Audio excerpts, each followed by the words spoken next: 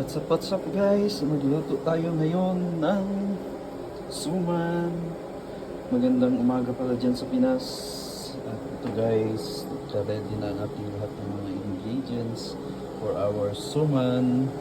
Para may pang breakfast tayo or pang snacks. Ayan, malagkit guys. Dahon ng saging, tapos white sugar at saka luya. At maglagay din ako ng asin guys para mabalance yung sweetness ng ating suman. At ayun, nag-ready na ako ng ating gata guys.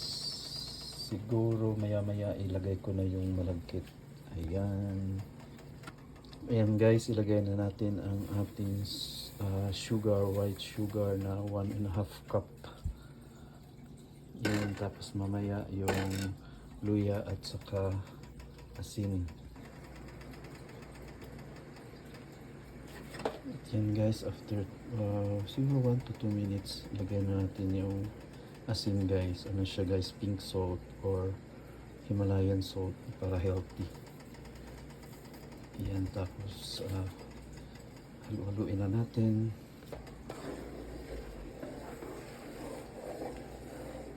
Yan guys, kailangan siya continuous yung paghalo para hindi siya matutumis. Yan. Tapos isunod na natin yung luya natin guys.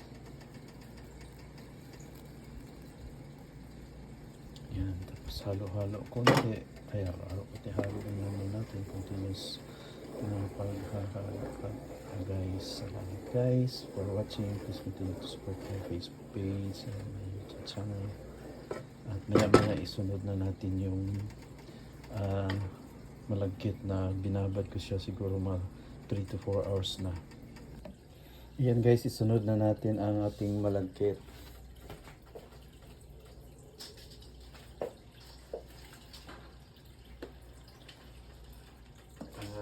Continuous pa rin yung paghalo natin guys pagkalagay natin itong malagkit. Siguro pag nagluto na siya, pwede na natin siyang takpan, pero hinaan na natin or hina na yung kanyang apoy guys para hindi siya matutong. Ayan.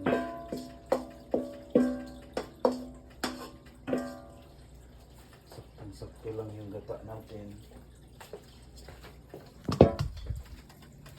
Yan guys, akala ko kulang yung gata natin, saktong-sakto lang pala.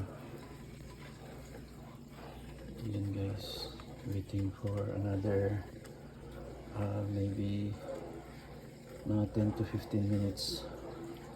Ano na to, ready to balot na siya guys. Yan, keep watching. Iyan na siya guys. Continuous pa rin tayo sa paghahalo. Ayan na siya guys. Na ano na yung gata niya guys. Ano lang natin siya ng mga siguro 5 minutes na mahina yung apoy guys. At ready na yan maya maya para balutin. Hello guys, ito na yung continuation ng video natin, yung suma natin na nakabalot na. Hindi ko na video kanina, pero ito na siya guys.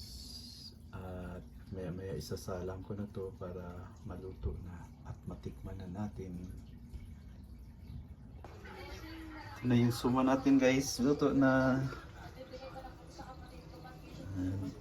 Ready to serve na siya guys. Yum yum yum yum. Sarap sa kape or sa tea.